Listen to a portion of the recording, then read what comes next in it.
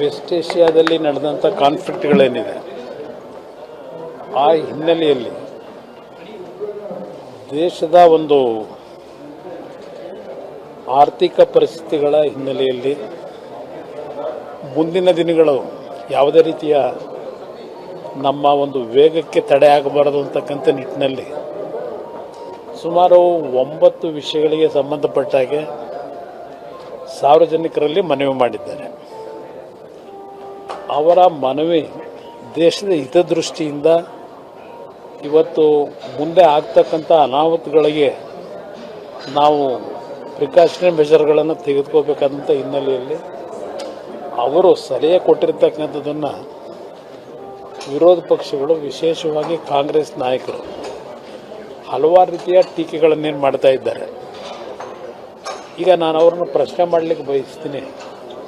ಈಗ ಅವರೇ ಈ ಪೊಸಿಷನ್ಲಿದ್ದರೆ ಏನು ಮಾಡ್ತಾಯಿದ್ರು, ಯಾವ ರೀತಿ ಇಂಥ ಒಂದು ಸಮಸ್ಯೆ ಬಗೆಹರಿಸ್ಲಿಕ್ಕೆ ಸಾಧ್ಯ ಆಯಿತು? ಇವತ್ತು ಎಲ್ಲರಿಗೂ ಗೊತ್ತಿರತಕ್ಕಂಥ ವಿಚಾರವೇ. ಇವತ್ತು ಆಯಿಲ್ ಪೋಲ್ನಲ್ಲಿ ನಮ್ಮ ಒಂದು ದೇಶದ ಮೇಲೆ ಆಗ್ತಕ್ಕಂಥ ಪರಿಣಾಮ, ಏಕೆಂದರೆ ನಮ್ಮ ದೇಶದಲ್ಲಿ ನಾವು ಇವತ್ತು ಆಯಿಲ್ ಎಕ್ಸ್ಟ್ರಾಕ್ಷನ್ ಮಾಡ್ತಕ್ಕಂಥ ಪರಿಸ್ಥಿತಿ ಇಲ್ಲ. ಬೇರೆ ದೇಶಗಳಿಂದಲೇ ನಾವು ಇವತ್ತು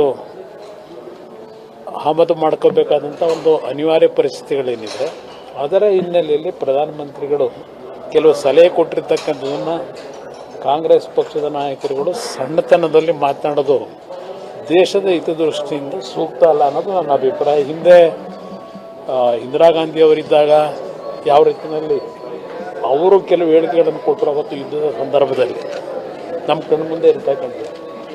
ನಾನು ರಾಜ್ಯದ ಮುಖ್ಯಮಂತ್ರಿಗಳಿಗೆ ಹೇಳಲಿಕ್ಕೆ ಬಯಸ್ತೀನಿ, ಅವರು ಪ್ರತಿಯೊಂದು ಸಂದರ್ಭದಲ್ಲೂ ಕೇಂದ್ರ ಸರ್ಕಾರದ GDP ಬಗ್ಗೆ ರಾಜ್ಯ ಸರ್ಕಾರದ ಹೋಲಿಕೆ ಮಾಡ್ಕೊಳ್ತಕ್ಕಂಥದ್ದೇನಿದೆ, ಕೇಂದ್ರ ಸರ್ಕಾರದ ಜವಾಬ್ದಾರಿ ಇಡೀ ರಾಷ್ಟ್ರದ ಎಲ್ಲ ರಾಜ್ಯಗಳ GDP ಗ್ರೋತ್ ಏನಿದೆ ಅದೆಲ್ಲವನ್ನು ಇವತ್ತು ಕ್ರೋಢೀಕರಿಸಿ ಕೇಂದ್ರ ಸರ್ಕಾರದ ಜವಾಬ್ದಾರಿಗಳೇನಿದೆ ಅದನ್ನು ನಿರ್ವಹಣೆ ಮಾಡ್ತಕ್ಕಂಥದ್ದು ಹೆಚ್ಚಿನ ಜವಾಬ್ದಾರಿ ಕೇಂದ್ರ ಸರ್ಕಾರದ ಮೇಲೆ ಇರ್ತದೆ.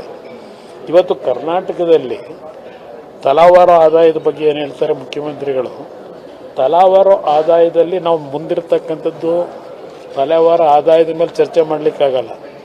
ಇವತ್ತು ಉತ್ತರ ಕರ್ನಾಟಕ ಭಾಗದಲ್ಲಿ, ವಿಶೇಷವಾಗಿ ಕಲ್ಯಾಣ ಕರ್ನಾಟಕ, ಯಾವ ಪರಿಸ್ಥಿತಿಯಲ್ಲಿ ಜನ ಇದ್ದಾರೆ. ಇವತ್ತು ದೇಶದಲ್ಲಿ ಒಂದೊಂದು ರಾಜ್ಯದಲ್ಲಿ ಒಂದೊಂದು ರೀತಿಯಲ್ಲಿ ಇವತ್ತು ಬೆಳವಣಿಗೆಗಳಿದೆ. ಹಲವಾರು ರಾಜ್ಯಗಳು ಯಾವ ಒಂದು ಆರ್ಥಿಕವಾಗಿ ಹಿಂದುಳಿದಿರ್ತಕ್ಕಂಥ ಒಂದು ಸನ್ನಿವೇಶದಲ್ಲಿ ಇವತ್ತು ಅಲ್ಲಿ ಹೆಚ್ಚಿನ ಜವಾಬ್ದಾರಿಯನ್ನು ಕೇಂದ್ರ ಸರ್ಕಾರ ನಿರ್ವಹಣೆ ಮಾಡಬೇಕಾಗಿದೆ.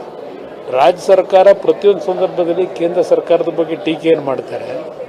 ನೀವು ನಿಮ್ಮ ಜವಾಬ್ದಾರಿ ನಿರ್ವಹಣೆ ಮಾಡಬೇಕಾದ್ರೆ ಇವತ್ತು ಬೆಂಗಳೂರು ನಗರಕ್ಕೆ ನಾವು ಹೋಲಿಕೆ ಮಾಡ್ಕೊಂಡು ಕರ್ನಾಟಕದಲ್ಲಿರ್ತಕ್ಕಂಥ ಹಲವಾರು ಪ್ರದೇಶಗಳು ಹಿಂದುಳಿದಿರ್ತಕ್ಕಂಥದ್ದೇನಿದೆ ಅದನ್ನು ಮರೀತಕ್ಕಂಥದ್ದು, ಅದನ್ನು ಮರೆಮಾಕ್ತಕ್ಕಂಥದ್ದು ಎಷ್ಟು ಸರಿ ಅಂತಕ್ಕಂಥ ಮುಖ್ಯಮಂತ್ರಿಗಳು ಅರ್ಥ ಮಾಡ್ಕೋಬೇಕಾಗ್ತದೆ. ಕಾಂಗ್ರೆಸ್ ನಾಯಕರು ಆರೋಪವನ್ನು ಮಾಡ್ತಿದ್ದಾರೆ. ಮೋದಿ ಅವರು ಹೇಳಿರೋದನ್ನ ನೀವು ಫಾಲೋ ಮಾಡ್ತೀರಾ? ಬಿಜೆಪಿ ನಾಯಕರು, ಜೆಡಿಎಸ್ ನಾಯಕರು ಬಸ್ ಹತ್ತೋದು ಬಿಟ್ಟು ಚಿನ್ನ ಖರೀದಿ ಮಾಡೋದು ಒಂದು ನಿಮಿಷ, ನಾವು ಒಬ್ಬರು ಫಾಲೋ ಮಾಡೋದಲ್ಲ, ಎಲ್ಲರ ಜವಾಬ್ದಾರಿ ಇದೆ.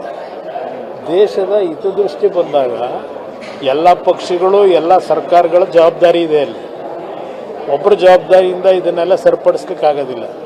ಅದರ ಹಿನ್ನೆಲೆಯಲ್ಲಿ ಹೇಳಿದ್ದಾರೆ. ಆದರೆ ಕೆಲವು ವಿಶೇಷವಾದ ಸಂದರ್ಭಗಳಲ್ಲಿ ದೇಶದ ಒಂದು ಗೌರವವನ್ನು ಕಾಪಾಡಬೇಕಾದ್ರೆ ನಾವು ಇವತ್ತು ಆ ದೇಶವನ್ನು ಆಳ್ತಕ್ಕಂಥವರು ಯಾವೊಂದು ಜವಾಬ್ದಾರಿಯಲ್ಲಿರ್ತಾರೆ ಅವರು ನಮ್ಮ ದೇಶ ಪಾಕಿಸ್ತಾನದ ರೀತಿ ಆಗ್ತಾ ಇದೆ ಅಂತಕ್ಕಂಥ ತೋರಿಸ್ಕೋಬೇಕಾ? ಇದನ್ನೆಲ್ಲ ಕಟ್ ಮಾಡಲಿಕ್ಕೆ ಹೋಗಿ. ಆದರೆ ಇವತ್ತು ಆ ಸ್ಥಾನದಲ್ಲಿ ಕೆಲಸ ಮಾಡ್ತಕ್ಕಂಥವ್ರಿಗೆ ಅವರವ್ರದ್ದೇ ಆದಂಥ ಒಂದು ಪ್ರೋಟೋಕಾಲ್ಗಳಿರುತ್ತೆ. ಅದನ್ನು ಇವತ್ತು ಸಣ್ಣತನದಲ್ಲಿ ಮಾತನಾಡೋದು ಸೂಕ್ತ ಅಲ್ಲ. ಮೊದಲು ಇವರುಗಳ ಒಂದು ಜವಾಬ್ದಾರಿ ಏನಿದೆ ಅದನ್ನು ನಿರ್ವಹಣೆ ಮಾಡ್ತಕ್ಕಂಥದ್ದಕ್ಕೆ ಏನು ಮಾಡಬೇಕು ಅನ್ನೋದ್ರ ಬಗ್ಗೆ ಯೋಚನೆ ಮಾಡಲಿ ಅನ್ನೋದು ನನ್ನ ಅಭಿಪ್ರಾಯ. ನೀಟ್ ಎಕ್ಸಾಮ್ಗಳು ರದ್ದು ಮಾಡಿದ್ದಾರೆ. ಕಾಂಗ್ರೆಸ್ ವಿಪಕ್ಷಗಳು ಟೀಕೆ ಮಾಡ್ತಾರೆ, ಕೇಂದ್ರ ಸರ್ಕಾರಕ್ಕೆ ಅದು ಪರೀಕ್ಷೆ ಮಾಡಿ ಯೋಗ್ಯತೆ ಇಲ್ಲ, 3-4 ಬಾರಿ ಪರೀಕ್ಷೆ ನಮ್ಮ ರಾಜ್ಯದಲ್ಲಿ ಎಷ್ಟು ಬಾರಿ ಮುಂದಾಕಿದ್ದೀರಿ? ನಿಮ್ಮ ಕಾಲದಲ್ಲೇ ಎಷ್ಟು ಅನಾಹುತಗಳಾಗಿಲ್ಲ. ಇವತ್ತು ನಮ್ಮ ರಾಜ್ಯದಲ್ಲಿ ಒಂದು KPSC ಸಂಸ್ಥೆನ ಸರಿಪಡಿಸ್ಲಿಕ್ಕಾಗಿದೆ. ಯಾವ ರೀತಿಯಲ್ಲಿ ಆ ಸಂಸ್ಥೆ ಬಗ್ಗೆ ಇವತ್ತು ಜನಗಳು ಮಾತನಾಡ್ತಾರೆ. ಇವತ್ತು ಈ KPSC ಸಂಸ್ಥೆ ಹಾಳಾಗ್ತಕ್ಕಂಥದ್ದು ಪ್ರಾರಂಭ ಆಗಿದ್ದೆ ಬಹುಶಃ ನನ್ನ ಅಭಿಪ್ರಾಯದಲ್ಲಿ ಈಗಿನ ಸರ್ಕಾರ ಹಿಂದೆ 2013ರಲ್ಲಿ ಸರ್ಕಾರ ಏನು ರಚನೆ ಮಾಡಿದರು ಅಲ್ಲಿಂದ ಪ್ರಾರಂಭ ಆಯಿತು. ಅವತ್ತು ಮುಖ್ಯಮಂತ್ರಿಗಳು ಹೇಳಿದ್ರು ತೊಳಿತೀವಿ ಅಂತ ಹೇಳಿ. ಯಾವ ರೀತಿ ತೊಳೆದ್ರು?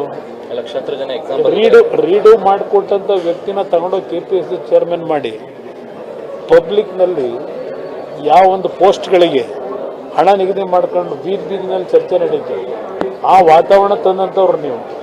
ನಿಮಗೆ ಇವತ್ತು ಎಕ್ಸಾಮ್ಗಳಲ್ಲಿ ಇವತ್ತೇನು ರಾಜಸ್ಥಾನದಲ್ಲಿ ನನಗೂ ಅರ್ಥವಾಗ್ತದೆ, ರಾಜಸ್ಥಾನದಲ್ಲಿ ನೀಟ್ ಎಕ್ಸಾಮ್ ಬರೀತಕ್ಕಂಥ ಸಂದರ್ಭದಲ್ಲಿ ಸುಮಾರು 150ಕ್ಕೂ ಹೆಚ್ಚಿನ ಒಂದು ಪ್ರಶ್ನೆಗಳಿಗೆ ಏನೊಂದು ಹೊರಗಡೆ ಲೀಕ್ ಆಗಿದೆ. ಅದು ಇವತ್ತು ಚರ್ಚೆಗೇನು ಪ್ರಾರಂಭ ಆಗಿದೆ. ಹೌದು, ಒಂದೊಂದು ಬಾರಿ ಯಾರೋ ಮಾಡಿದ ತಪ್ಪಿಗೆ ಸಂಪೂರ್ಣವಾಗಿ ತಪ್ಪನ್ನು ಸರ್ಕಾರದ ಮೇಲೆ ವಹಿಸ್ಲಿಕ್ಕೆ ಆಗೋದಿಲ್ಲ.